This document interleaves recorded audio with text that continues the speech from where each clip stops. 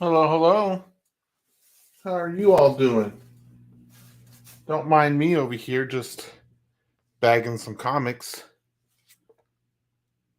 I know that that's some of y'all's favorite thing in the world for me to do is to bag comics, right?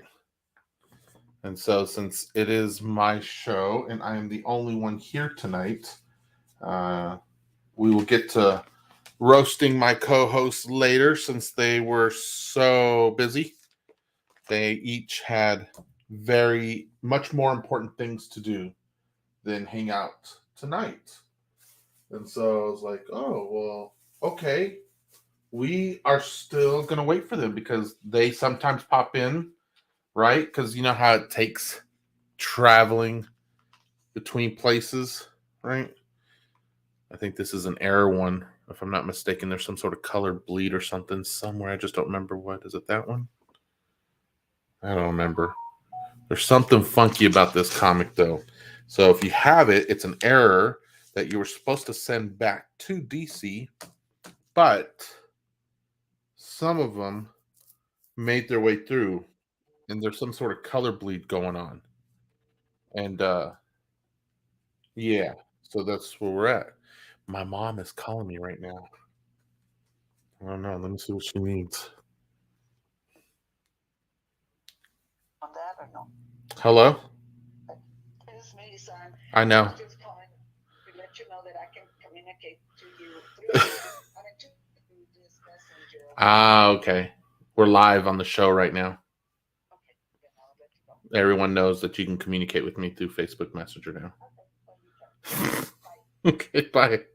Oh my God. Yeah, so she was just telling me she could communicate over Facebook Messenger. I think that's funny. Cute, right? Your parents find out a new way to communicate with you. At least my dad's not communicating with me, right? Because then that would be really creepy. Connecting to me from the grave. That'd be a little freaky. Yeah. So anyway, I just was like, oh, come on. We had a guest lined up, and I think there may have been some technical issues or whatnot. It happens. And but that's okay. I'll stay here and stick around for a little bit. I got a few comics in here I can board. So I think what I'll do is I'll just talk about that for a little bit, and then if we don't have much engagement, then I can go because that's okay. We'll give you back your time and your life and stuff, right? So here's a DC Connect. I don't really go through these sometimes, but I need to start because then it lets me see what comics are coming out and I can reserve those ahead of time instead of getting caught off guard when I watch a stream and then a comic book comes out and I was like, oh, I want to get that. But this way I can say, should I get it or should I not? The short answer is always yes. You should always get it, right? That's what you should always do. So there we go. There's another one. There's the Batman. He looks freaky, doesn't he? It's amazing how these books can look so much better when the plastic's not in front of them for going camera wise. But outside of that, there you got to keep them in there so that they are safe, protected, and all that. I have had a busy day, all you ghouls and goblins. I don't know how your day has been. Let me know. But I have had meetings back to back today. And then after I got off of work, I had a show. So I have a cybersecurity show called Cyber Gangsters Cybersecurity, and I got to interview someone who was very interesting. They had made their way into the cybersecurity world, and they were sharing their journey with me. Check this out. This is one of my favorite artists right now. His name is John Jing. Jing, Giang. But I love his style of how he draws Superman. It's just freaky. This one's a little creepier cover because it's supposed to be scary. But anyway, I like it a lot. He's one of my favorite artists. Um, and so yeah, I got to interview him, and he came and talked about his journey from where he was to into cybersecurity. And we talked a little bit about imposter syndrome, which, if you don't know, that's like when you, so traditionally, in the sense that I've seen it used, in it's when people who have gained a level of success where they feel like they don't belong there, like they shouldn't have that kind of success. So for example, someone who gets a job that pays six figures, which is what he got, and he was like, I got here and I'm like, I don't belong here, And so that happens. People feel like they get into these certain situations. They may get a new home, a job, a vehicle, and they feel like they don't belong there having that stuff. They feel like they're someone else, right? Like, for example, I can think about myself. Well, never mind, I won't share too much about myself. I'm already sharing enough. So anyway, he came on and he talked about his journey into cybersecurity and how much money he's making now. And it was just very interesting. We ended up talking for like an hour and a half, almost 2 hours, an hour and a half, 3 hours. And he was just sharing how he went from playing football in high school all the way to working for Carnival Cruise Lines in their security department. And so he works as a GRC, which is another word for governance, risk, and compliance. And so that's what he does. And he is having the time of his life, having the best job. I like this new comic called Ghost Rider and Wolverine. It's where Wolverine gets the powers of Ghost Rider or something like that. I don't know. I haven't read it yet, but I love the covers. And so that was very cool listening to him. And he, when you get a guest who can just go and go and go, it's always easy, right? And it wasn't that he was just talking a lot. It's that it was all relevant information. And so a lot of the guests were really enjoying that. So anyway, I really appreciated him coming on and giving me an opportunity to talk to him and go through that. Here's another one, right? This says Ghost Rider, Weapons of Vengeance. I like that. It's Ghost Rider. Or it's Wolverine on top of Ghost Rider. Trying to give him a little taste of the adamantium claws, but it's not going to do much. Maybe it will. We'll see. I haven't read it. And so he was, a bright fella, and he was just giving advice and sharing his story and letting people learn from him. So it was really great. It was really great. But yeah, that channel is blowing up. I've just got quite a few people over there, and it's nice. It's crazy. Like, there's a lot of people who come on and listen and watch and are learning and getting stuff out of it. So it's like great. What have you guys been doing this week? What has been happening? We got a spooky month coming up. Let's see. There's another one, another Ghost Rider comic. I really like this one. Look at that. Can you see that? That's pretty gnarly. Yeah. So what's been happening? Let's see. For me, I have just been hanging out at home. My daughter traveled this weekend, so I had to go do some stuff up in Chicago. And what else? And then she came back, and anyhow, it was just, a good time for her up there. Yeah. So, let's see. What's some stuff I can talk about? It's funny because I usually can just talk and talk on my own with no issues, but it's kind of when your brain goes, it's planning on going in this direction, and then all of a sudden it gets derailed and you got to go to the side. I just love these covers. I just love the fire on it, right? Ghost Rider is one of my favorite characters in the Marvel Comics. Someone asked me that recently. They were like, what, someone asked someone else what my favorite character was, and they tried to guess it. It was funny because they said, who's his favorite character in the Disney/Pixar world, right? And they guessed a few things. And I was like, no, actually, it's Ghost Rider. And they're like, Ghost Rider, who's that? That's what cartoon was that from? And I was like, cartoon? I was like, that's Ghost Rider's a Marvel comic book character. And they're like, oh, I guess that counts since Marvel's owned by Disney. I was like, yeah. So that was kind of funny. What's your favorite Disney or Pixar character? I can't guess whoever's watching, so I don't know who to guess. Is it one of the cartoons, or is it a comic book also? Like mine. Here's Daredevil, Scarecrow, and Ghost Rider. I got it mixed up with Daredevil because he's on the back. Yeah. Oh, what a busy day. It was a busy day today for me. I don't know about y'all. I had such a good time, though, hanging out with not hanging out, but I got to see pictures. My daughter went to her homecoming this weekend. Oh, she's growing up so much. She's getting so big, and I'm just like, where is time going right now? Huh? Like, where is it going? Look at this Spider-Man India. If you get to watch the newest Spider-Man Into the Spider-Verse, he shows up there.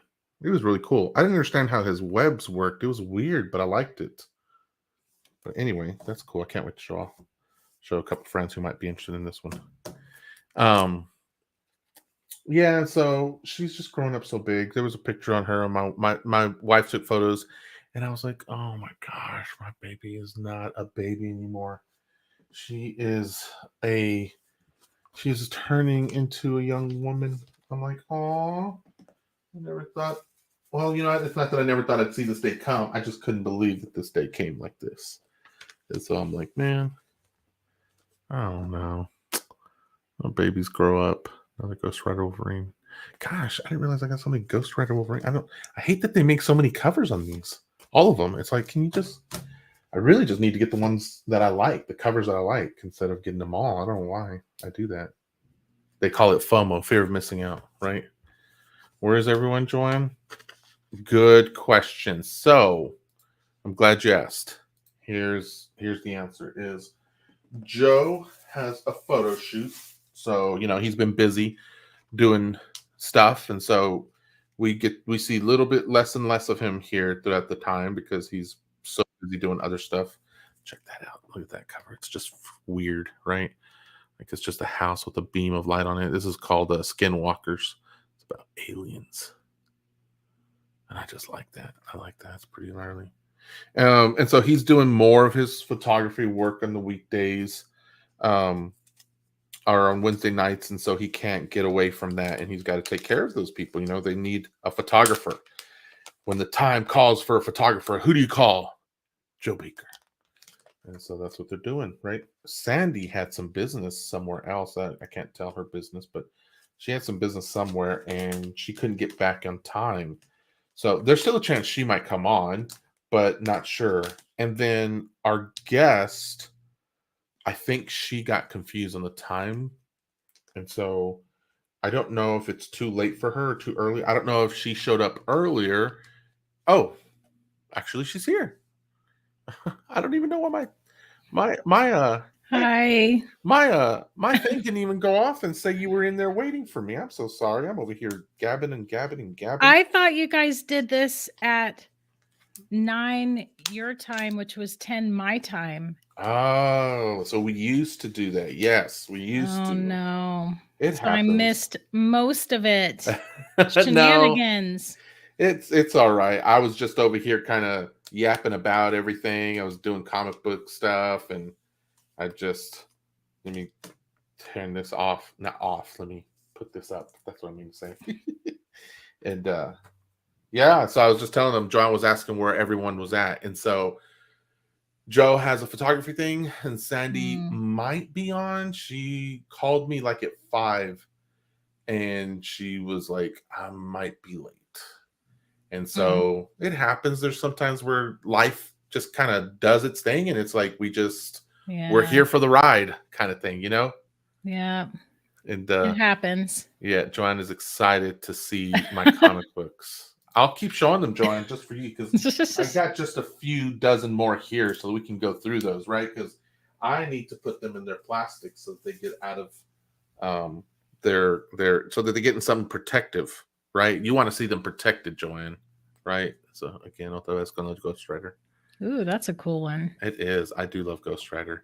He's the spirit of vengeance. So whenever innocent blood is spilled, this man starts getting his face melted off, and his skull is this flames, and he gets his flaming motorcycle, and he goes and takes vengeance on the people who spilled that innocent blood.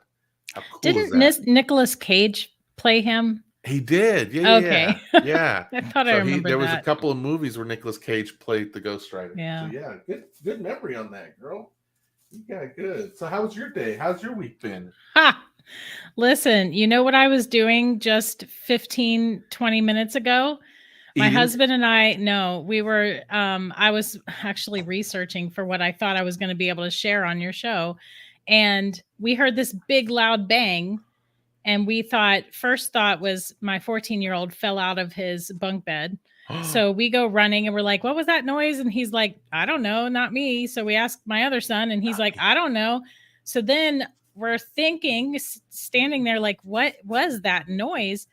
And all of a sudden my husband goes, oh no. And he ran to our laundry room where once again, for the third time, an entirely full, brand new, big jumbo thing of laundry detergent fell from the top shelf down to the floor, crashed open, and an entire, you know, those big economy ones that have a spout on them and you put them sideways and you can spout the water, the soap out. Yeah. Fill the Yep. cup up, right?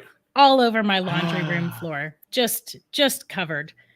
You know how difficult that is to clean. It's a nightmare.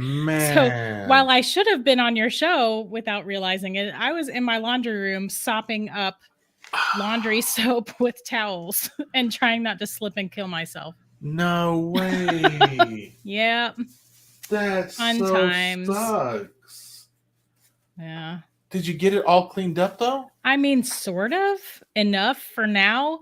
But I told my husband, like, the first time it rains and somebody walks through this laundry room, because you can go from the garage through the laundry room into the kitchen. The first time somebody does that, they are going to bust it so hard. I don't know how to get the essence of that out of the floor. Like, mop it 100 times. Like baking powder or cat litter on there to absorb it, and then you scrape that up or something. Yeah. Joanne, you've been there and done that. Do you have a tip for us on what to do to kind of take care of that? Because that's what they do, you know, in the school when kids, you know, they put that kind of stuff on it to make it so you can grab, you know. We don't need to get all that detail, but you know what I'm saying. So, golly. I hope your day was better than that. It has been. It's just been busy, right? So I was telling people a little bit about that. Like, so I had work. I took a lunch time to do a lunch and learn type thing. You familiar with lunch and learns? I mean, I get the concept of it. Okay, and that's fine. That's all it is. In this one, it was I reached out to a recruiter for jobs because I have some people in my circles who are looking to get into the IT industry, and they want to get further in it, but they feel like they need a foot in the door kind of situation.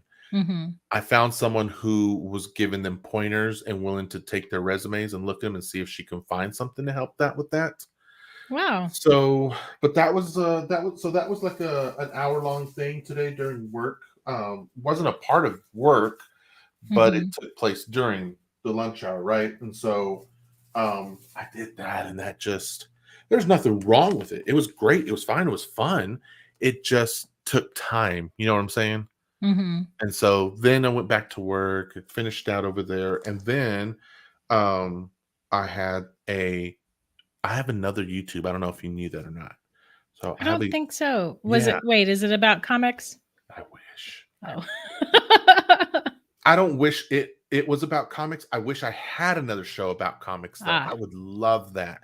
You should do it. I want to. I just don't have the availability for it. And so I'm trying to find others that I can produce for them, with the caveat that I get to show up whenever I want to.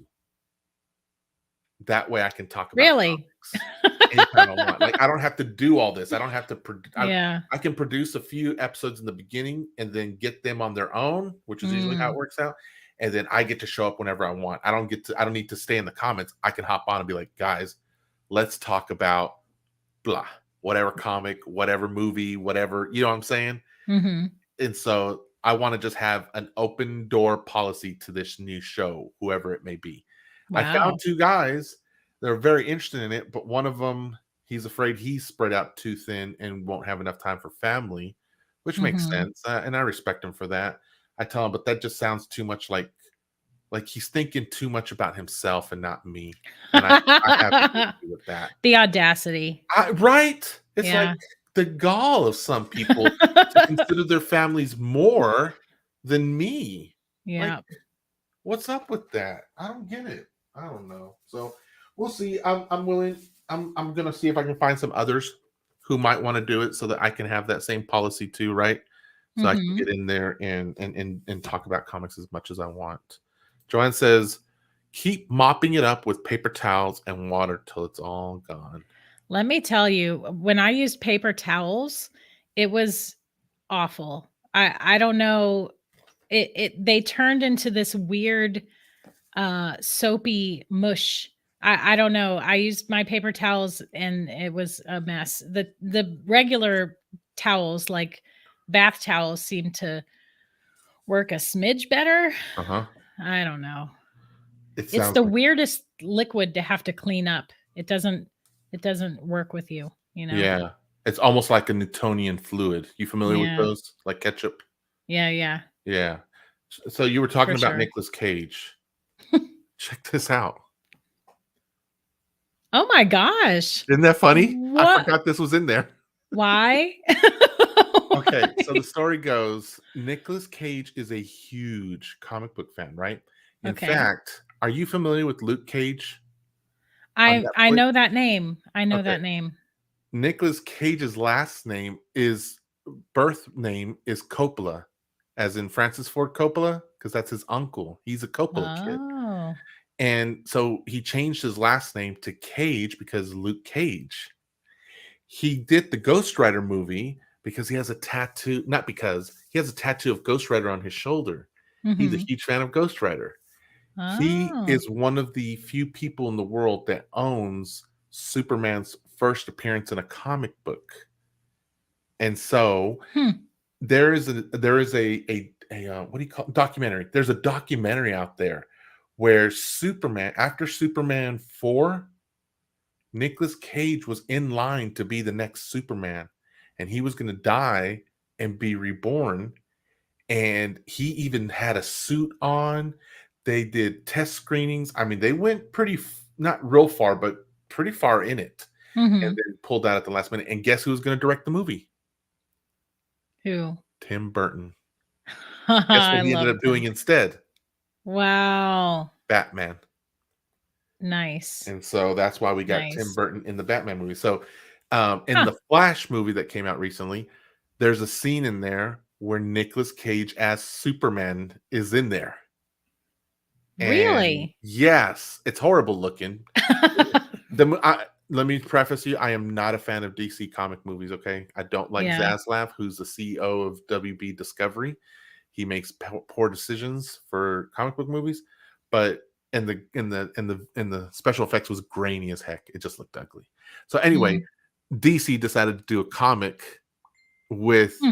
the Nicolas Cage version of Superman, and this is it. Nice. Isn't it funny? It's Yeah, funny. my husband likes Marvel better as well. Oh, really? He's a Marvel guy, yeah. I am a whatever looks good to my eyes, if that makes any Mm. sense. So I don't knock anybody for any of the books that they like. Oh, that was the last one. I have this one. I happen to be a huge fan of Green Lantern, specifically Ryan Really? Reynolds' Green Lantern. Get out of here. I'm just kidding. Oh, I was like, then between you and he, that would make one of you. Yeah, right. I've seen him in interviews like, yeah, guys, I'm sorry. He did not like what he did, Oh, which is so funny. That's so indicative of human nature, right? Is we have an idea sometimes, we think it's going to be the greatest thing ever, and we're going to do it, and then afterwards we're like, yeah, that didn't really feel right or taste right yeah. or whatever it is, and you're like, I could have done without that actually. And so, but no amount of anyone telling us how bad it is, I feel like prevents us from doing it. We have to experience it Mhm. ourselves sometimes, right? Yeah. So, let me just flip this over and then we will be done with Joanne's favorite part of the show. And then we can get on to my favorite part of the show, which is our guest. And so, you wait a minute. So you don't have the story? Oh, I have it. Oh, I okay, have it. okay, good, Yeah. good. So anyhow, everyone, the idea was to bring. I feel bad. Is it Cynthia or Cindy? I go by Cindy just in my normal life, but my pen name is Cynthia Seer. So you're welcome to call me Cindy. Yeah. Okay, okay, Cindy is what I answer to on a daily basis. okay. All right. I just want to because I feel like when people shorten their names, or Deborah, Deb, Mhm. Cindy, Cynthia. So I'm like, there's Michael or Mike or Michael. So I'm like, Mhm. oh, okay. And I don't ever call you by your name, either name. I'm like, there's true hauntings. There's a true haunting. It's the ghost lady. Yeah. It's fine. Anyway, so we thought it would be cool to bring Cindy on because we are like, we want to talk about some spooky stuff because it's Halloween, but Mhm. not be too scary for me because I'm big, you know, I'm a big scaredy cat when it comes to this kind of stuff. I So, mean, but I can get into it too. But then afterward, it's like we were saying, talking about human nature. It's like at the time it feels right. I think it's a good idea, but yeah. then afterwards, I'm like, oh my gosh, now I'm thinking all these things, and I'm gonna have nightmares tonight. And I'm like, why did I do that? So, Mm. but it'll be fine. It'll be fine. It'll be fine. Yeah, Everything's fine. yeah. No biggie, no biggie, no biggie.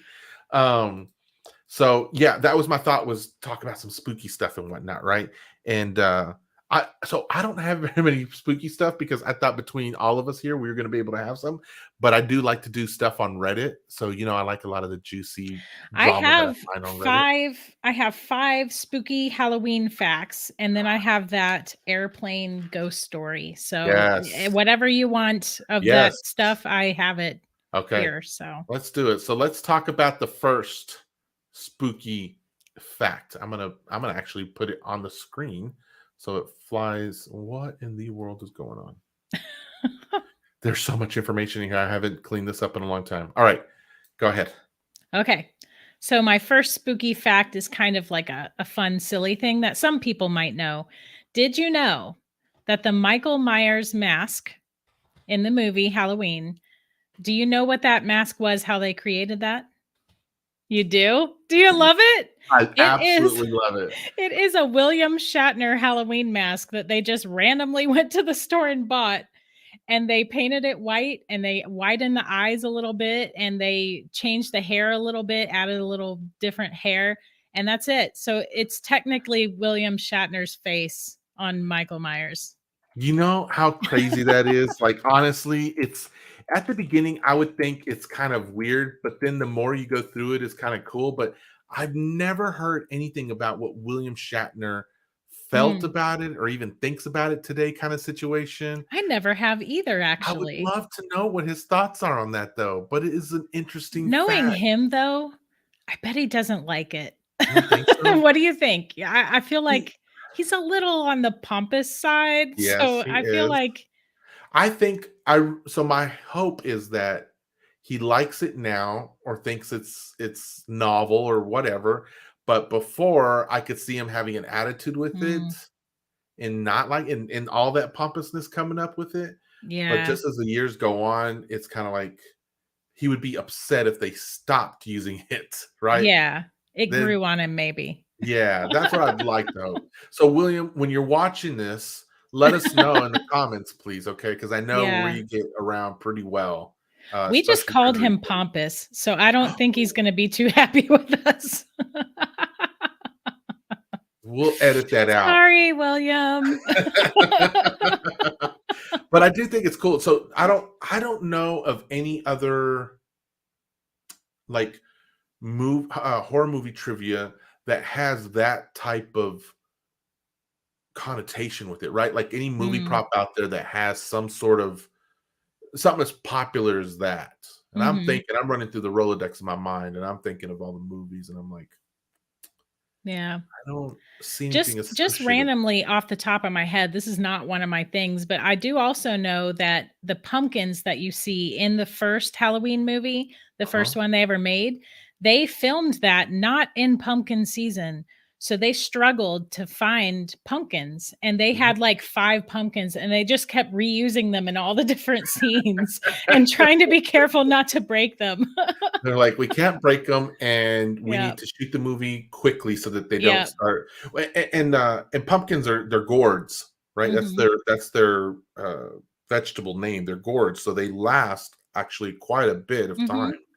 But Especially if you store them right. So I bet they yeah, were storing them overnight and stuff, trying to keep them out of the hottest part of the stage lights or something, I don't yeah, know. Yeah, interesting. they I only didn't had know that. 5. They just That's kept fun to know. reusing them in all the different scenes. When you watch this, so I don't know if do you know Topher Covarubio? Have you ever seen him on our show or I anywhere? don't think so. So he's notoriously famous for Halloween because he carves plastic pumpkins every year And I Wow. don't mean just carves plastic Right. pumpkins. They're a We're masterpiece. talking, and not just masterpieces. These, like, plural. We're talking like hundreds probably. Wow.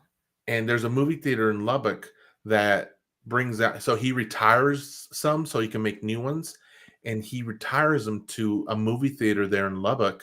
And I don't remember what the name of it's called off the top of my head, but they'll bring them out every Halloween time, and they have this glass case, and they all Oh, just dangle wow. in there. And so the news stations, they go to his house during Halloween to go get, Huh. because he lets the neighborhood will come to his house, and they'll walk in to do trick or treating, and they'll see all the pumpkins Wow. all lit up. It is cool. You'd love it. Wow. When I see it next or whatever, I'll tag you so you can get an idea, so you can Yeah. really see it. But the challenge of his stuff is they're plastic pumpkins, and so Hmm. he's like, it's a pain to get them, but he's always adding to them every year. And so on his Facebook, like when Wow. October starts, he'll start having pumpkins, and he'll have like a movie in the background, but it's out of focus on purpose or something. And he'll be like, "Can you guess what I'm doing now?" And he'll kind of drop little hints, and when he'll Mhm. watch his scary movies, and then he'll carve the pumpkin while he's watching them. Really Nice. I crazy, but like that. cool. Yeah, yeah, yeah. Yeah. So when I find him or when I see his post, I'll make sure to tag you so you can see it. Okay. Yeah. Okay. All right. That's What cool. you got? Number 2. Okay. So candy corn was created in 1880 and it was originally called chicken feed. Are you That was the serious? first, yes, that was the first name. When they created candy corn in 1880, they called it chicken feed and they kept it in an ornamental box that had a big rooster on it. I wonder if they actually fed it to them, or was it just? No, they just named it that because back in 1880, that's what corn was known for, It was chicken Oh, yeah, feed. yes, yes. That makes So sense. that's It's what been they called around it. that long. 1880. Do you know now, right now, 35 million pounds of candy corn is made every year, Get right out now. of here. 35 million pounds Every year? You every people are year. eating that stuff? Wait, Cindy, do you I eat love it? candy corn. I can't eat Oh. it anymore, but I love it. I would eat So, it if I I've could. heard that you stack those up in a particular way, and when you get them all stacked up in the right way, that it's actually a corn. Is that true? Did you find that out? Really? Yeah. So, the little Huh. diamond shapes that they Yeah. are? They Yeah. actually sit on the side, Uh-huh. and then you put them in a circle with the white tips facing inwards, and then you stack them on each other Oh. all the way up, and when you're done stacked up, it resembles a corn on the cob. Yeah, Now a I have to corn. go buy some candy corn. Yeah, I need to try this. Yeah, I don't know if it's true or not, but in my head, I look at the candy corns and I think, "Okay, it could kinda work, I Maybe, guess, you maybe, I know. don't know, but it could, I guess." Nice. So, something to check out for everyone's Halloween. You can Yeah, take that to the bank, okay? very cool. Alright, alright. Okay, so jack-o'-lanterns. Do you know where jack-o'-lanterns come from? No. It's a little twisted. It's inspired by an Irish folk tale, and apparently there was this character named Stingy Jack, and he was a man, and he apparently tricked the devil like 2 or 3 different times. He was making a deal with the devil, and somehow he tricked him and got whatever it was he was trying to get without having to pay whatever price. So when he died, I guess the devil cursed him to roam the earth forever with nothing but a carved turnip as his lantern. So it was his jack-o'-lantern because his name was Jack, and they were carved turnips back then. The only reason they're pumpkins now is because pumpkins are more plentiful, especially in the US. What's a turnip? I feel like I don't know what a It's turnip looks like. I know what a turnip is, but I mean it's a vegetable. It's kind of I know it's a it's like vegetable, but pale colored, right? It's okay. whitish, pale colored turnip. It's a turnip. It's like a big round it's a root vegetable, obviously, Is and it it's big like a enough big to round. make something, though? Like, Yeah, I mean, you can grow them that big, yeah. Probably especially back then. in my mind, I have a turnip looking like almost like an eggplant in a way, Hmm. not like a pumpkin. Huh. Yeah. So Joanne, yeah, they were. do you They know were. anything about turnips? John, do you? I'm asking. Oh, I see. There's comments over here. I hadn't even seen the comments yet. John says hello. Hello, John. Thank you for your angry face. Thank you for your jack-o'-lantern face. Okay. Never had them, and I don't think I want to. Yeah, I don't feel like they'd taste very good. I don't know. Well, when I look at when I first looked at like all those other gourds, like squash and sweet potatoes and spaghetti squash and things like that, I'm like, butternut squash. I Mm. didn't think those were fancy, but Oh, I then you love just got to buttermilk prepare them the squash. right way, and they are Mhm. very good. Yes. Yeah. Okay, all right. So So that's jack-o'-lanterns. So did you know that there's an actual phobia of Halloween? There are people no, who fear Halloween itself, and there's a name for it. And the name for the fear of Halloween, let me get this right. It's technically Samhainophobia. um, Samhainophobia. I got to get it right because Samhain is it's spelled Sam Hain, but that's not how you say it. It's Samhain, okay. and that is the pagan festival that originated. That's what they Halloween. did during October 31st to November 1st was Samhain, and they would celebrate the harvest, and they would also wear animal skins as masks to ward off evil spirits. And that's where you get dressing up for Halloween and all that. So, yeah, the phobia for the fear of Halloween is Samhainophobia. Sawinophobia. Mm-hmm. How fascinating. Yeah. So let's just for a second here. The idea is to put on dead animal skin Mm-hmm. In the shape of a mask on your face. to ward off evil spirits. Yeah. When I say that, I'm like, I think that would do the opposite. Yeah. But I guess It's not spirits are good. freaked out by animals, Let's murder bipedal animals. let's murder some animals so we can ward off evil spirits that we probably just caused by murdering the animals. Yeah. So weird, Yeah, but it's that's a still weird one. interesting. Samwinophobia, Samhain. Samhain. It's spelled Samhain. It looks like Sam Hain, but the way you pronounce it is Samhain. Samhain. Yeah. Okay, Yep. I like it. Okay, Right? yeah. So, the last one's really fun and short and cute. So, supposedly, if you find a spider on Halloween, October 31st, it's good luck. And it's supposed to mean that a loved one is watching over you. If you find a spider on Halloween. If you have a fear of spiders, that probably doesn't work out very well for you, but Well, here's the thing. It's a double negative for you. So you either find one and know that your loved ones are watching over you, and you're scared, out of your wazoo about it, Mhm. or you don't find one and you're happy, but it also means your loved ones aren't looking after you. Maybe if you find one, you can be like, "I hope they're looking after me because I need them to protect me from that spider." Yeah, that is too funny. And they show those videos of can a jumping spider really be a pet? Have you seen those? They're really cute, honestly. I have seen videos of people with pets that are jumping spiders so small. I don't know. In my old age, I cannot. Things are getting a little blurry. I don't want a Yeah, pet that I have to strain to see. I agree You with you. know. I agree with you on that. And I I have agree. weird pets. I'm okay with weird pets. I just want to be able to see it. Is all. Yeah, I mean, it totally makes sense to me. I didn't think about that because they are itty bitty, right? They are itty Mm, bitty, so I get that. yeah. Um, well, awesome, awesome, awesome. So before we get into the story, though, let me just ask, how is True Hauntings doing these days? It's good. I had some downtime earlier in the year. You do this for a while and you get in a funk and you you start questioning, is this too much? Am I, plus I got a day job back in January, and it turned out to be way more high stress than I thought it would be. Uh-huh. And so that job takes a lot out of me.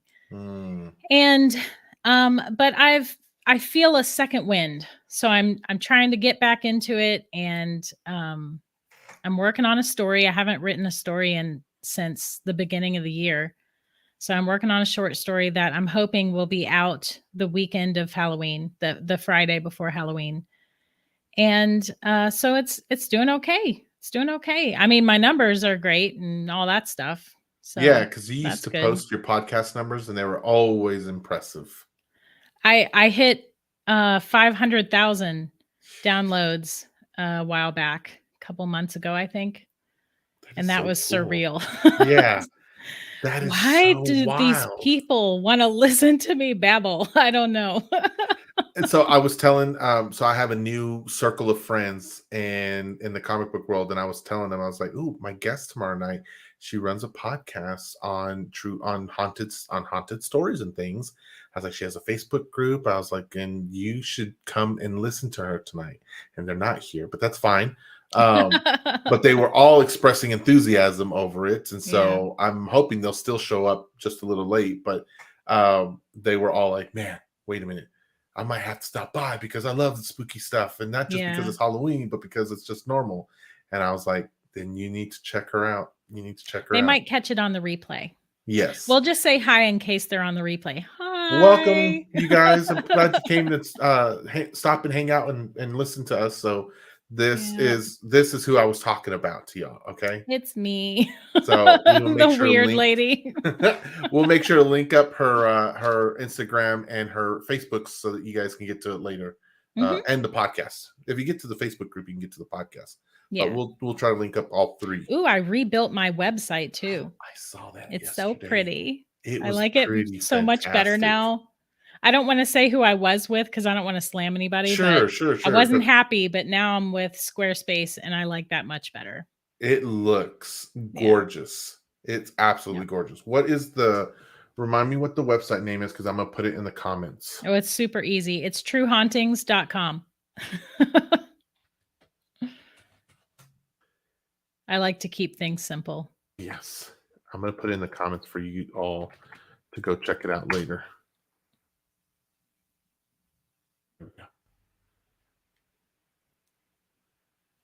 Yes. Truehauntings.com. So you can go check it out there. I started looking through it last night and I was like, oh my gosh, this really looks great. Mm-hmm. They really outdid themselves. My favorite is at the very bottom where the True Hauntings and the pumpkin down there. Oh, yeah. It looks so cool. Because we celebrate Halloween every day. Yes. So, okay, cool. Man, okay, let's talk about that for a little bit if you don't mind. So you took a break, because I get it, right? So every now and then we have to take a break. The show takes a break so that we can recharge and experience life, and so that way we can come back and not have the burnout, have some new experiences and thoughts and stuff so that we can share with everyone, right? Because we get a kick out of doing this. That was always the first thing for us. We get a kick out of doing this and we want to do it. And if some people want to, watch and hang out and do the same, then that's cool. And so we do take breaks in between seasons, and that's what we do. So anytime we have a break, when we start back up, we call that our new season. Yeah.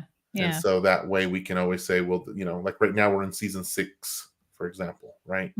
And we tell people like, no, we haven't been around for 6 years. We're just in our 6th season of doing this. Yeah. So I get what you're saying. What were some of the things you were feeling? Like how did before you broke? Yeah. That didn't sound right. Well, I did take a break, but what I did was I ended up stopping my Patreon account, because I had a Patreon where I would do 2 bonus episodes every month. Okay. And so I stopped that. And then I just started using those bonus episodes as my actual podcast episodes. And I did that for months because I had a lot of those bonus episodes. So my listeners didn't really get a break per se. Yeah. But they did have to they did have to deal with hearing me and my co-host every week go, "Hey, spooky patrons," even though there was no patrons. I tried to edit it to take that stuff out, but when I did that, it just sounded like we just went from dead silent to just into the content. And I was like, well, that's dumb. So I get so it. I get it. Yeah. but The joys of content editing, right? So yeah. yeah. Yeah, I pay my son to edit my stuff now. It's Really? amazing. Yeah, I do.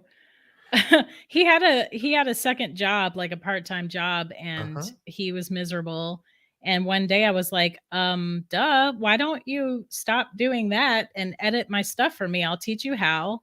And then I'll just pay you because it was a small part-time job. So I thought I can afford that now. Like I'll just give you that. And it's worked out really well. See, I would love I offered that to my daughter because oh my gosh, that little girl had a YouTube. Cynthia, she had a YouTube, and that YouTube had thousands of followers. Really? What's her Yes. content? Well, she doesn't do it anymore because she gave up on it. I admire her for doing that. Oh. Well, and not in a bad way. She was like, "Yeah, Oh. I just thought it was time not to I thought stop." you meant she got frustrated or No, no, something. no, no, No, no, she just no. had her fill and she was like, She had her "Okay, fill, moving and on." her videos were the dumbest thing ever. Oh my That's the gosh. stuff that does the best. I was like, she'd be like, "Dad, look." And then I remember the first time when I was like, look at Sud's YouTube. Look, we just hit 30 something or 60 something, whatever it was, right? And she was like, "Oh, way to go, Dad." She was so super encouraging and so kind. And she was genuine about it, right? And Mhm. then I heard she had a Facebook around the house, and I was like, "You have a YouTube?" I was like, "You have a YouTube?" She was like, "Yeah." I was like, "What is it?" And she goes, "Just these music videos." And I was like, "Music videos?" And I was like, "Let me see." So she sent me the link, and I looked on there, and she had like at the time it was like 1.5 thousand followers, and I was like, Wow. "What?" Wow, that's more than me. I That's way was, more than me, we're actually. still under 100 on us, and so I was Yeah. like, "What?" I She had may have broken 100 at this point. I can't Well, remember. congratulations, But that's it. congratulations. I'm She nowhere near that. her videos are Wow. these so I guess in her age thing, whatever generation they're calling her, they have these things called slow to perfection. You ever heard that? Slow to perfection. Yeah. No, So after tonight, ask your kids about it and see if they've ever I heard about it. will, and Okay. I'm But sure they'll know yes, because but for those of us who didn't know what that was, um, they take so her videos were it's an anime clip. And when I say clip, that's being generous. I guess it's safer to say like a couple of anime stills, okay? Mhm. And then the music is laid on top of that. And then the tempo is decreased significantly. Oh, Like it wow. is slow, okay? Huh.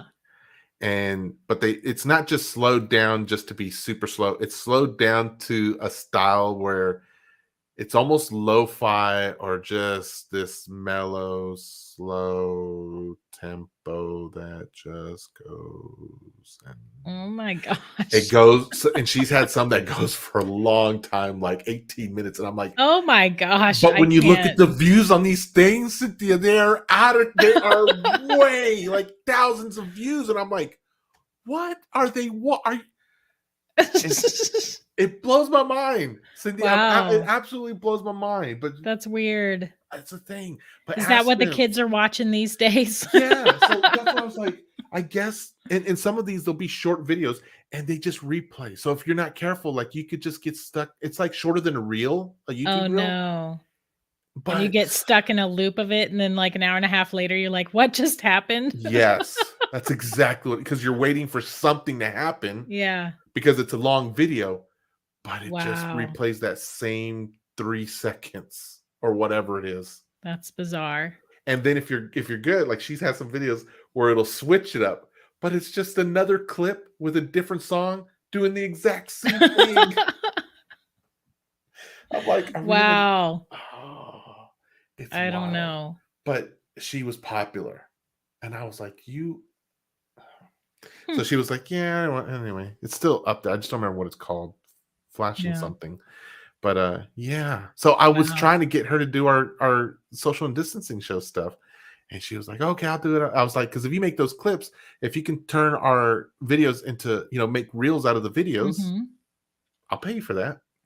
Yeah. She never do it. She never do it. Oh. She never do it. Kids are hit or miss sometimes. Like I gave him a deadline. He has to have the episode edited completely by Wednesday night so that Thursday I can be leisurely about, getting it uploaded and scheduled, and I have to type out the description and I'll do all the tags and all that stuff. Mm-hmm. So I told him Wednesday nights. There are some times when he doesn't finish until like midnight or 1:00 in the morning. And then he wants to text me and ask me things and stuff. And I'm like, son, if you text me at 12:00 at night one more time, I might disown you. Like, you have to stop, because I have to get up at 6 in the morning to go to work. So Yeah. we had to have a little talk. Is he in the house still, or No, he lives on his own. Oh, okay. Yeah. He's 23, but Okay. yeah, but he just is a 23-year-old. So he waits to the last minute. And he's You said editing Wednesday, it tonight. that's 11:59. I mean, he wasn't by the letter. Yeah, I was able to do it on. There was one time that he missed it, and he finished at 10:45 on Thursday night. So I had to stay up and wait, and so I could schedule it for the next morning. Yeah. And I was mad. We had a big talk that time. You were like, I don't want to throw him under the bus too much. He does a good job. Yeah, most of the time. But it wouldn't be a regular show if we didn't bring up our kids and the Right. love and the challenges they give us. So it's fine. We are not judging him harshly, but it does sound like he is a child of ours. I mean, you know what I mean? Our children, all of our children's, they have something like They that. stay your kids, man, no matter how old they get. Although I do tell him often, I'm always telling him, please be careful, because he works at a luxury car dealership. So sometimes he gets to drive those fancy $500,000 cars. What? Yeah. And I'm always telling him, please be careful. Please don't speed. Please, make good choices. Because I tell him, here's the thing. When our kids grow and they move out of our house, I kid you not, it feels like your heart is walking around on the earth outside of your body. Yes. Every day. All day long. Yeah. So I'm constantly telling him, please be careful. Joanne, you know what that's like, right? You know. Yeah. So my kids are not there yet. They're not that age. But my oldest is experiencing, I should say we all are experiencing new freedoms, right? Like, can I go to the football game this weekend? And it's like, by yourself? Right? It's so weird. And it's so, and it's not that I don't trust my child. I do. It's the world that I have a hard time trusting. Oh yeah. My daughter is very much I'll overshare everything with dad. And so it's not like I'm fearful of what she'll do. I'm more fearful of what can happen to her. And it's yeah, she's a woman, you know what I mean? So I'm like, just wait till she moves out. Remember what I said. It feels like your heart is walking around the earth without you. Yep. That's what it feels like. Anyhow. Sorry for that. Yeah, that's okay. That is scary to think about. So I expect no less from you. Okay. There you go. I scared you, but just in a way you weren't expecting. Exactly. I like how you don't meet my expectations and exceed them at the same time. Nice. I like that. Okay. So then so you took your break. You had enough content to hold you off for a while, and then you took your break, and then you're coming back. So are you coming back full court press, a little bit less, or just different now? I think I'm going to write less, but I still want to write. Writing is the most time-consuming thing that I do. And when I first started the show, I started it as every other episode, and I do weekly episodes. So every other episode would be a story that I wrote. And I was able to keep that up while I wasn't working. But when I got a job that ended up being demanding, I just couldn't keep up with it anymore. And I think that depressed me for a while. So I I'm think that's sorry. why I went into that funk and I kind of stopped trying much with True Mhm. Hauntings and I let it kind of coast. And I'm lucky, I'm just pure lucky that I didn't dip. My numbers didn't dip. They stayed solid at least. Like I didn't gain, but I didn't lose. And I think that's just because I had all those extra bonus episodes. I was able to kind of skirt by. You really think that's But what it is? Do you think some of your episodes are re-listened to? Re-listened to?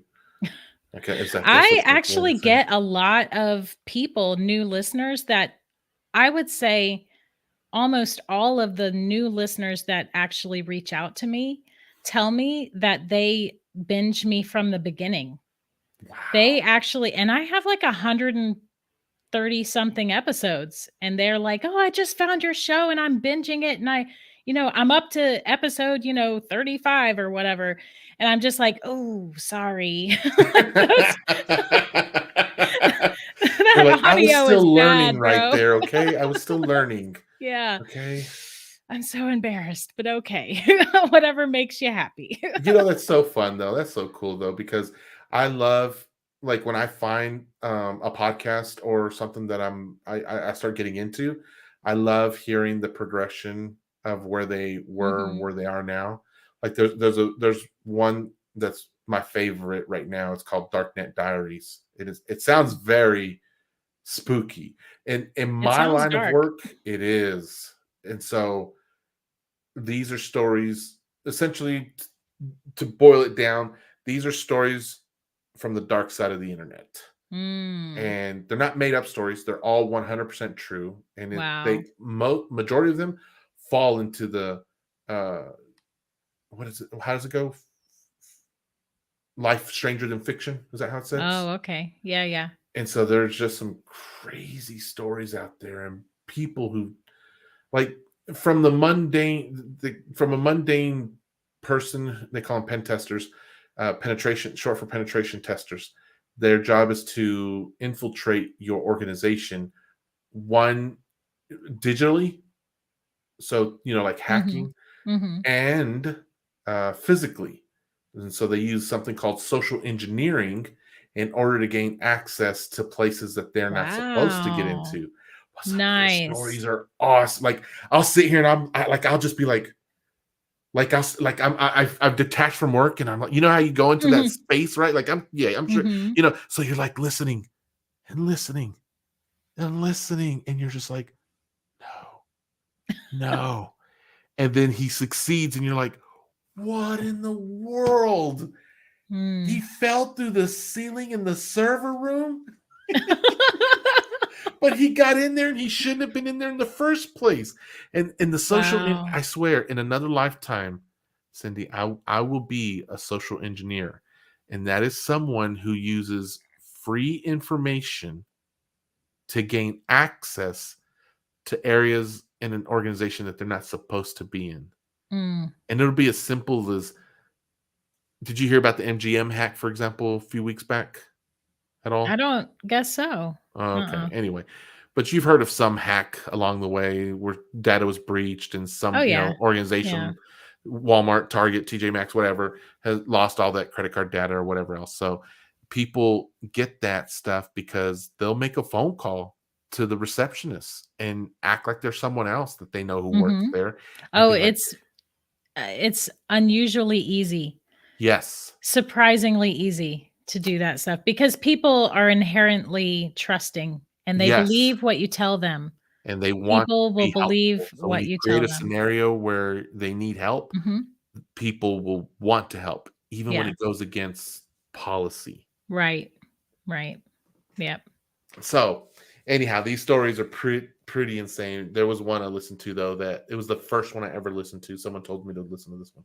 I listened to it and it freaking gave me chills. Like I got goosebumps all over. Mm. And I'm not going to go through the whole story, but I'm just saying the one of the main characters in the story, he ends up being the target of this hacker group, and he basically says, yeah, these guys or their attack method, and he gets all in-depth analysis about it.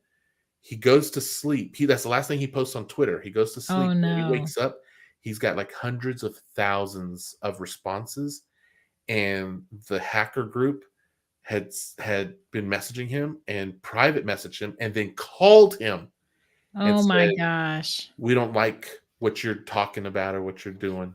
Wow. And when that happened in the story, that's when I was like, ooh, oh my God, what just happened? Like, Wow.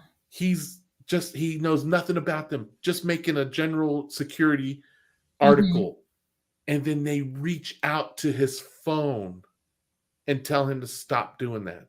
Wow. And he was in a hotel. I get, I don't know, right now, because it's spooky season, I'm getting right around 40,000 downloads a month. So it's kind of a lot of people. And I do occasionally get someone who doesn't respect boundaries. And not too long ago, I had a woman who I don't know and I've never met. I only chatted, like I messaged her, I replied to her one time months and months and months ago. She asked a question, or she said like, I love your show or something. And so I wrote her back like a nice little, oh, thank you, that kind of thing. Yeah. So a couple weeks ago, it's like 10:45, 11 o'clock at night. I'm going to bed. And I get settled and then my phone goes off and I look at it and I'm getting a Facebook Messenger phone call. That's what my mom did before you came on the show. During the show, Really? she Facebook called me. I'm like, So Mom, I'm I'm like, that's weird. And my husband's like, who's that? And I'm like, I don't actually know. I don't recognize that name. So I just ended it. Like I just hit end or whatever, reject or whatever. 2 seconds later, it rings again. Same person. So I'm like, well, that's weird. So I ended it again. And then instantly another one. Ended it again. Instantly another one. Ended it again. So then I saw this movie. They were calling from the closet upstairs. So then this lady messages me and she says, hey, I just really need to talk. And I was like, I don't know you at all. And it's 11 o'clock at night. And I just no, I'm not comfortable with that. So I just wrote back and was like, I'm going to bed. I have to get up early. And I was still trying to be polite because we're always trying to be polite, right? Right. So then she says, well, I just got back from New Orleans and I had this experience and I just need to talk to you about it. And I was like, I'm going to bed now. I can't talk right now. And then she wrote back and she got mad and she started writing and saying, you know, I thought that you were like me. I thought, you know, but I guess not, and all this stuff. Oh my gosh. Like she was mad that I wouldn't answer the phone. What So I had to block her. I had to block her and ban her from the group and everything. And I always hate when I have to do that, but I have to do it. No, I probably block way. somebody every like once every week or two. I have to block somebody. Because they get like that? That was that the worst? That was the most intense one so far, but similar, I would say. No one's ever been that persistent.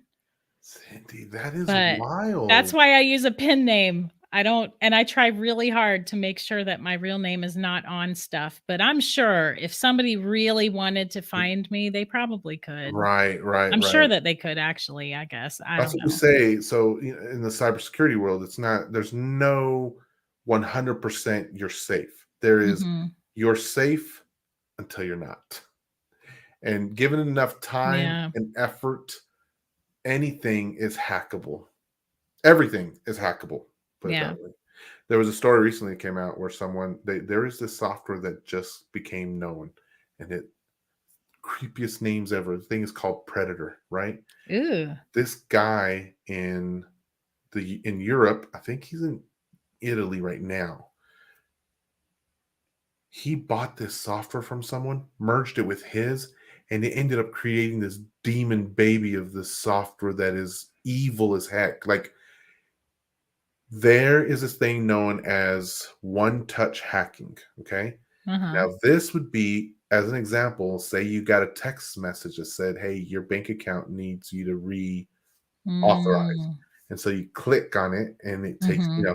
Now, that's just one scenario, but imagine a scenario, any scenario on your phone where you have to click something. That's a one-click hack. That means it'll do whatever it needs to do in the background, and you'll never Mhm. know about it. Okay.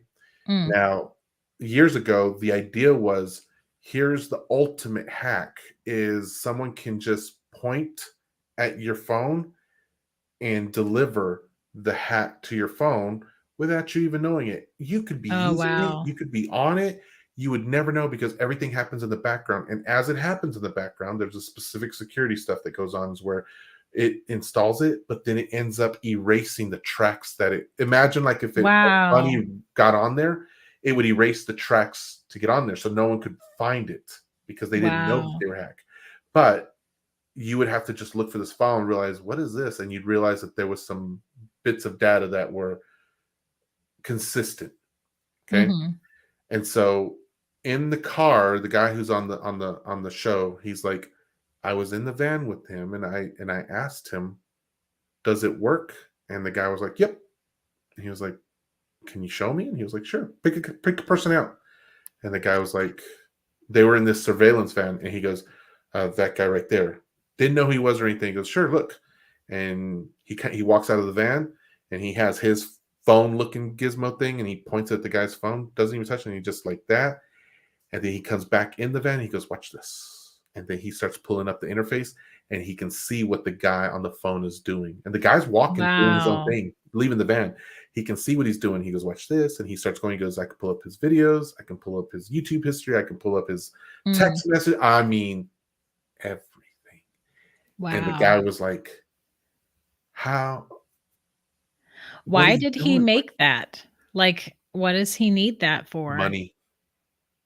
So he sells it to individuals. Oh, He no. doesn't have any, what's that word I'm looking for? Like he doesn't care. Morals? Yes. He's morally ambiguous to who wants it. He just is like, do you have money? I have the product. And it's Wow. serious money. It's not just little, you know what I mean? We're talking Yeah. like Yeah. Bitcoins, government level of payment. Yeah. And he will support Wow. you and he will make it. And he's an American, but he didn't care about allegiance to anything. He was like, Mm. war is war, and people are warring everywhere. He was like, there's really no, what's But the why word? contribute? Because he's I like, it's don't going to know. happen anyway. Why shouldn't I make some cheese off of that? And so, yeah, this That's was just last that's month. the This was just last attitude month. that allows all this stuff to continue. That was crazy. Wasn't there some really big, like, hacking thing? Like, no, not hacking, like a virus. There was a virus and it was called, like, I forget what it was called, but it was something real. It was like the worst one ever. Not Sputnik Petya. maybe or something. I don't know. It was named something. So that's interesting that you say that. So if it's interesting that you said Sputnik, being the Soviet uh, Yeah, thing. So it was called not Petya, not Petya. not Petya. Everyone thought it was Petya, but it wasn't, and so they called it not Petya. This was a virus that took out, like it went across the world. It Yes. started heavily in Yeah. Europe, and it like computers were messing up. Like administrators were running down halls, ripping cords at the wall to try to get it stopped. Mhm. Bus stations stopped. ATM stopped giving money. Uh, It everything, the was an entire. attack, right? It was an attack on a country or something. So no. What had happened was this. I think it was Russia. This Russian. Give me a second. Russian version of our Jackson Hewlett, or the Mhm. tax company H&R Block. It was Russia's version of H&R Block. It was one stinking store. Mm. One store. Someone plugged a USB, uh, Mhm. dongle on there. And after that, it infected millions of computers. It took down several governments worldwide. Mm. It was one of the, if not the worst hacking a cyber attack in history. It took out hospitals. It took out train stations, bus stations. It took out airplanes. I mean, it did like everything. Power grids. It was horrible for like 5 days, mostly in the EU. Life was just. It was like, what are we doing right now as a countries? What do we do about this? And they ended up fixing and figuring it out, but it wasn't easy. Cost billions of dollars, and it was like, what the heck just happened? And it was scary. Yeah, 3 days, I think, actually, because it happened on a weekend. It was on a Thursday or Friday. Everyone was going home, and they couldn't get their money on Friday, and they thought, my bank must just be weird. I'll check on it in the morning. And all those preppers were like, "See, we told you." All the preppers that had all that cash and the water and the canned foods. Yes. They were like, "We were right." For like a week, they were right. Yeah. John's over here. Yes, John. Exactly. They were there for the money. That's what they did it for.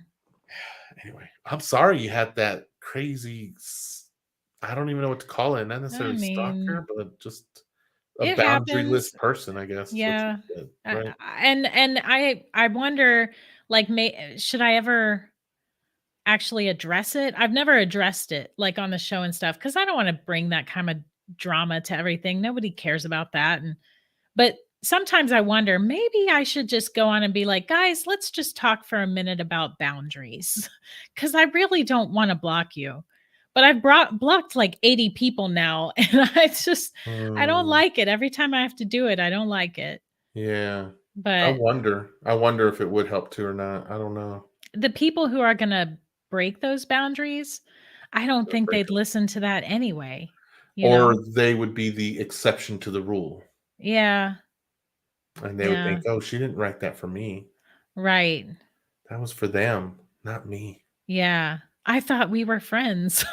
Like, we don't know each other. Feel like we were lifelong sisters. I get it, because they do listen to me every week. They listen to my voice on the show, and Kat and I are personable, and we talk like we're talking with friends. And so I guess maybe people could get that feeling that they know me, It's like Joanne. Joanne sometimes calls me in real life.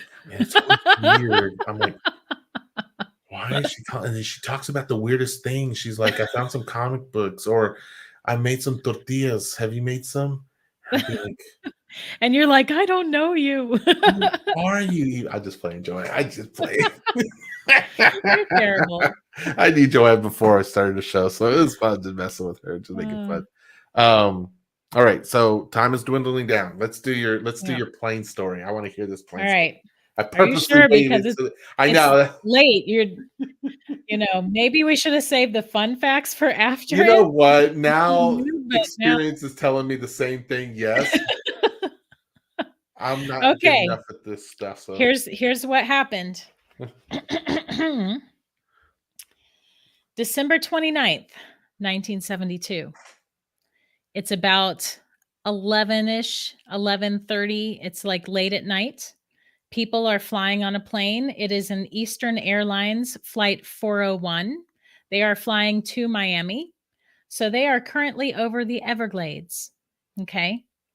The pilot starts prepping for landing because they're getting close to their destination, Miami Airport.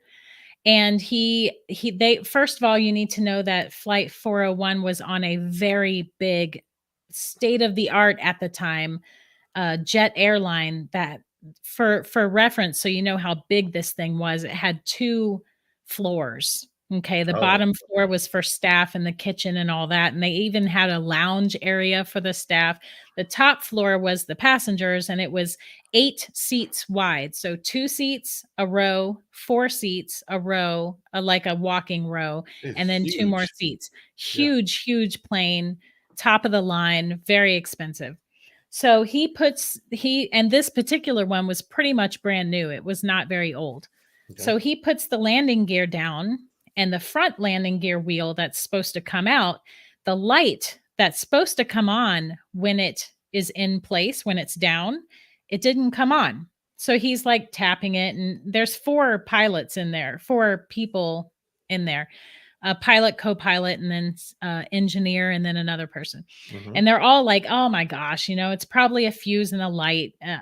None of them think that the landing gear is really not down because the plane is new and it's so top of the line or whatever, state of the art. So they're like tapping it and they're messing with the board, and so they take the panel off and they're messing with things, and they're trying to get this light to come back on. They put the landing gear back up and then they put it down again, trying to get it to come on.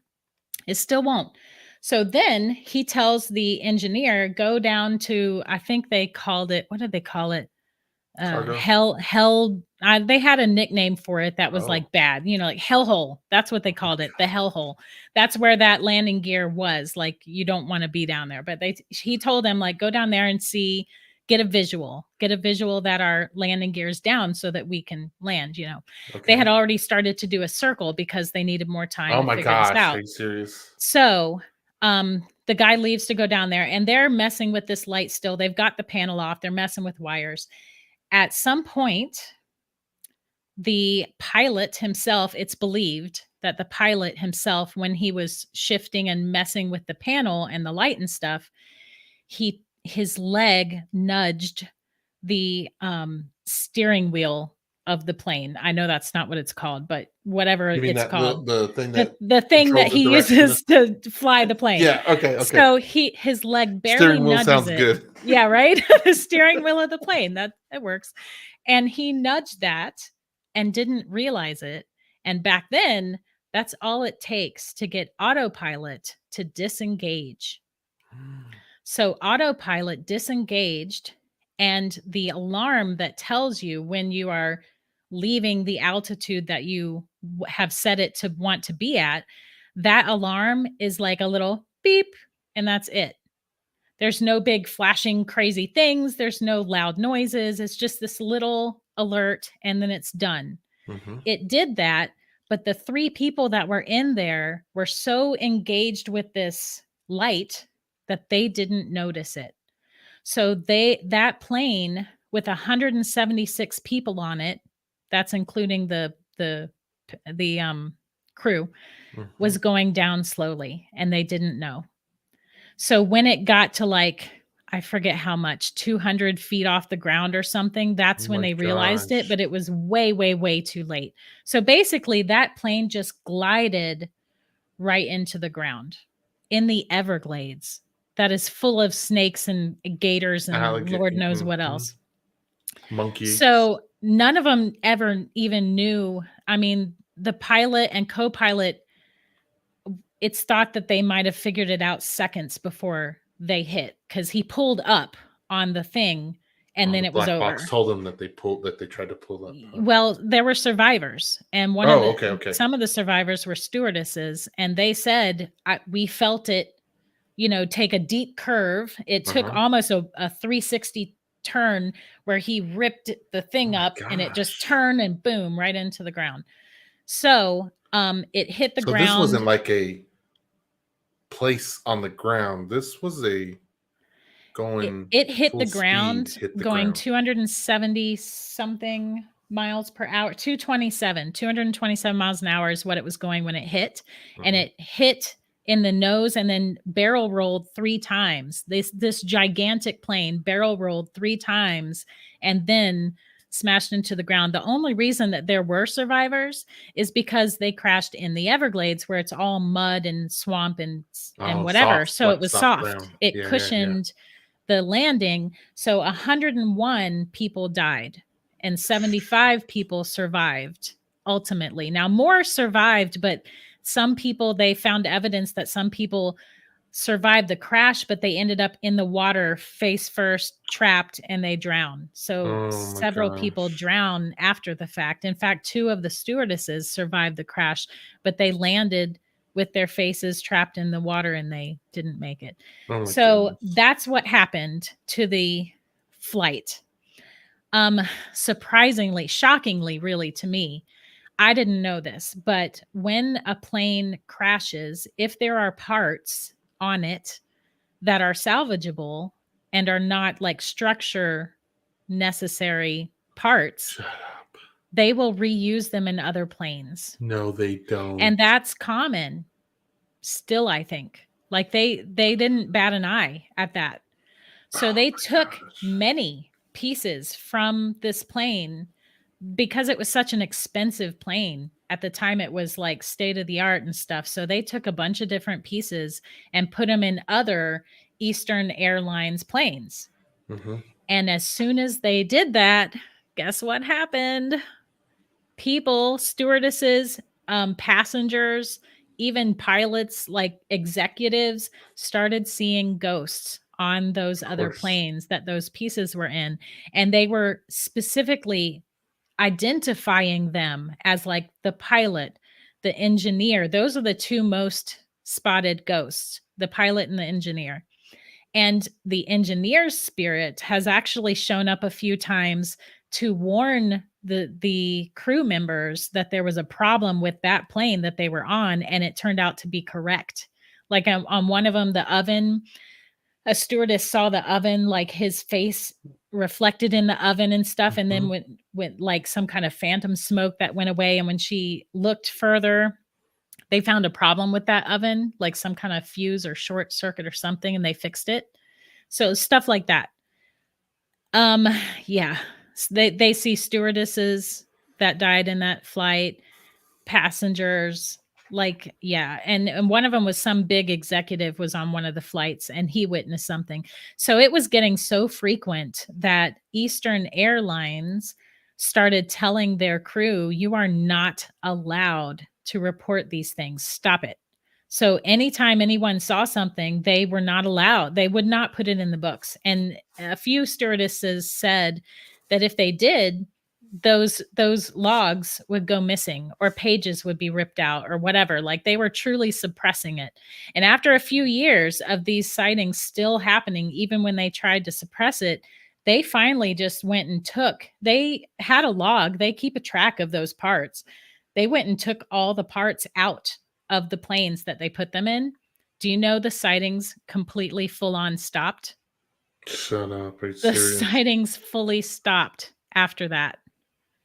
And also the land where that plane crashed, that land is also supposed to be haunted. Like there are locals who have those airboat things and they go out there to like catch frogs or whatever. I don't know. Mm-hmm. And they see things. Apparently there was a woman and a man and wife and their baby that were on that flight, and the mom and the dad died, but the baby, believe it or not, survived. And one of the spirits that all the locals keep reporting screaming for her baby.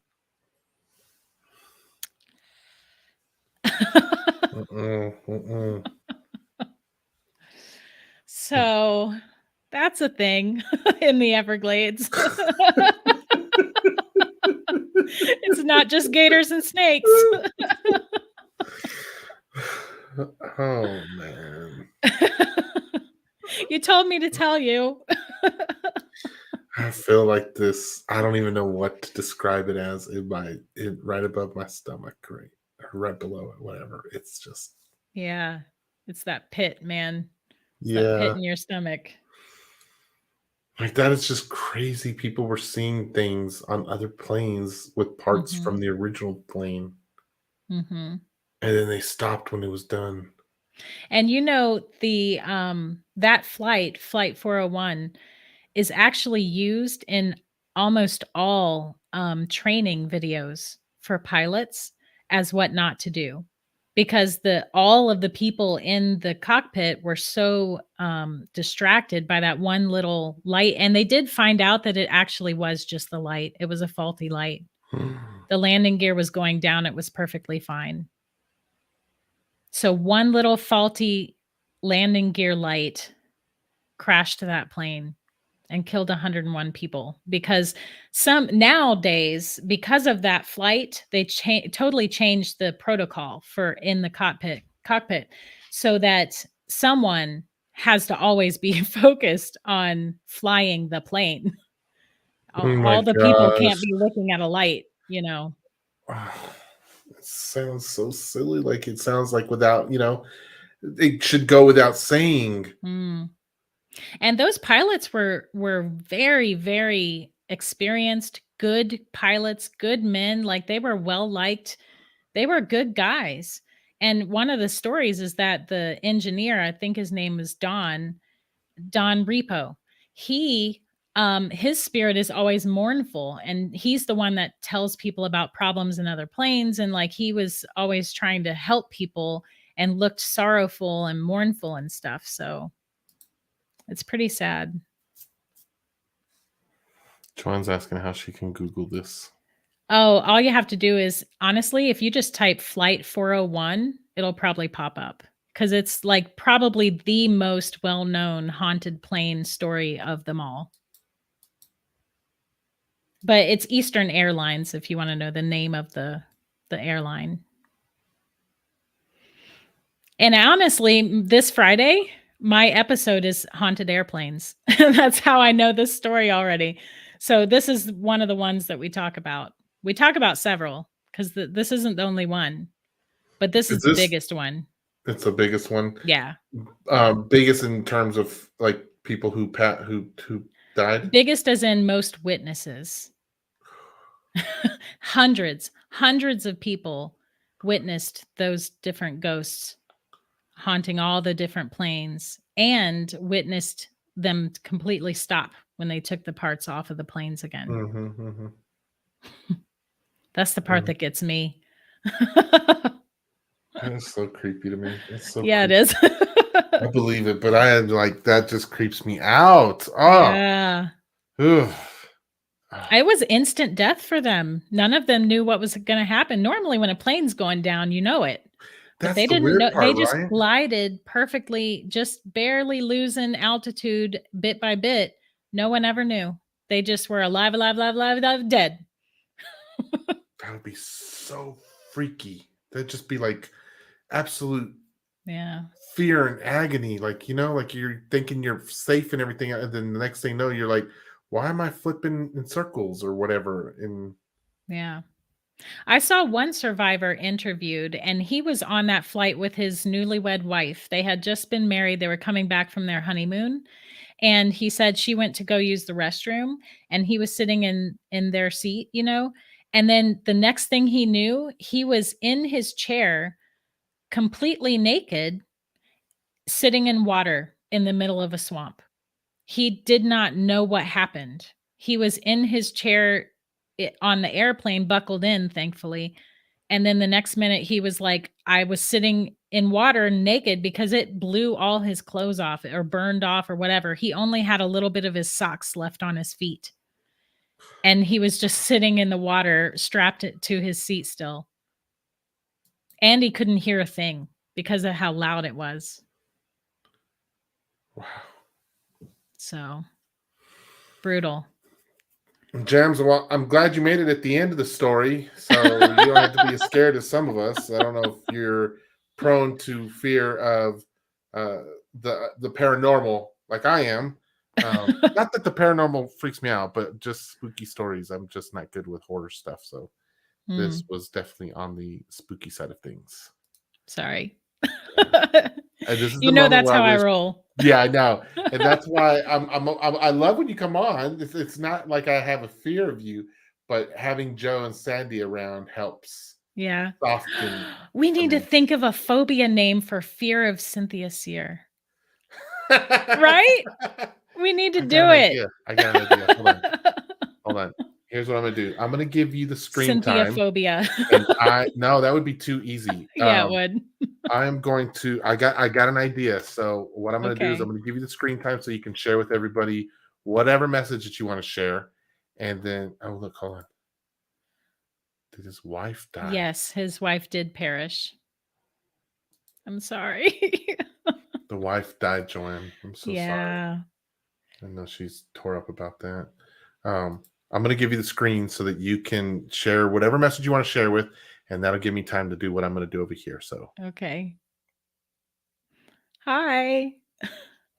I don't really know what to share. I didn't think of it. Just keep doing what makes you happy, I think, because I wasn't for a while, and I got really mopey, and now I'm doing what makes me happy again, and and I feel better. I feel better now. Just remember your work, that's just your work. It's not your life. It shouldn't be anyway. So keep doing what makes you happy. Is that enough time for you? Yeah. Okay. No. Yes. All right. So it's close. It's very close. Are you ready for this? Okay. Give me a second here. Okay. It is. Oh, this is good, actually, Cynthia. Oh, I can't wait. What is it? It's 2 words, so don't get all crazy until after you hear both of them. Okay. Cynthiaphobia spectromorte. Ooh. Cynthiaphobia combines Cynthia and phobia, indicating a Uh-huh. fear specifically related to Cynthia Seer. Spectromorte is a fusion of specter, Uh-huh. another word for ghost, And and then death, morte right? from Latin for death. This part of Nice. the word emphasizes the ghostly nature of Cynthia Seer. How did you do that? It's a secret I have to tell you in private. That's cool. I'm going to put it in the comments. Spectra Morte.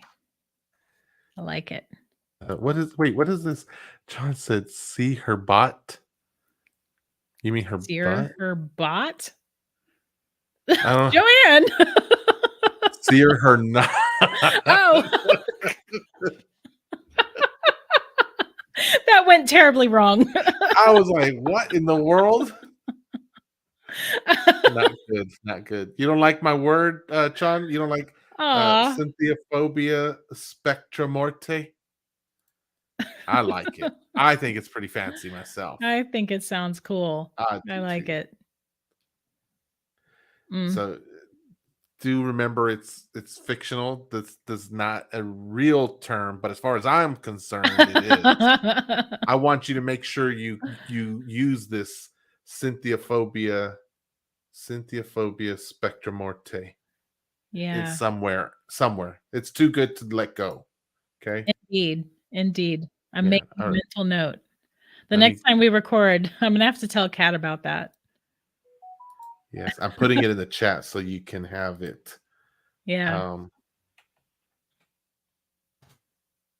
Okay. All right. Joanne says mine is easier. Oh, I get it. See her not. Yeah. I'm just so slow sometimes. So well, I get it now. Before it was a little confusing. Yeah, I was too focused on see her bot. Right? Like, what are you trying to say? Yeah. I see it now though. But okay. Yeah. All right. So everyone, say thank you to Cindy for coming on to the Ghost Lady. Remember, go check out the website is in the comments. TrueHauntings.com. Mm-hmm. Yeah. Where did I put it? I put it. And my podcast is True Hauntings and Scary Stories. Yes. So they can find that on any place you find find podcasts like Spotify, Apple. Yeah, all the big ones. All the big I ones. think it's on like 25 or 30 different podcast apps. So okay. Whatever you use, I'm sure it's probably on there. Good night. I hope you got to hear the story at least. At least listen to the last what was it, like 15 minutes or so? Yeah. Okay. When does your show drop? It's every Friday, and I have it post at 4 a.m. so that it's available when people are commuting and that kind of stuff. So every Friday. Yep. Okay. Yeah. So go check that out. Look again, there's the website. If you go to the website, I'm sure she has links to the podcast somewhere. I do on the very first homepage. Okay. And yeah. So Cindy, thank you for hanging out. I'm gonna put you in the green room and close the show out. Okay. Thank you. All right. Thank you so much. See ya. All right, everyone. I want to say thank you for coming to hang out tonight. Appreciate you watching. And if you're watching this on the replay, I hope you got some joy out of the spooky Halloween facts, the fun conversation between us, and then the spooky story at the end. That is, yeah, I'm going to have to like watch some puppies or something like that, some little snakes, because I think snakes are cute. that'll help me sleep so that I'm not thinking about rolling over planes. I'd rather be thinking about rolling over puppies looking cute as heck, right? So I think I'll do that and get me something to eat too. But I hope you all have a great night. We will see you back here next Wednesday. And thank you, everyone. Bye. Oh, wait. I can't end it like that. I'm supposed to end it with the outro. Right? Season outro. This ain't. Oh, here we go. No, that is too. Here we go.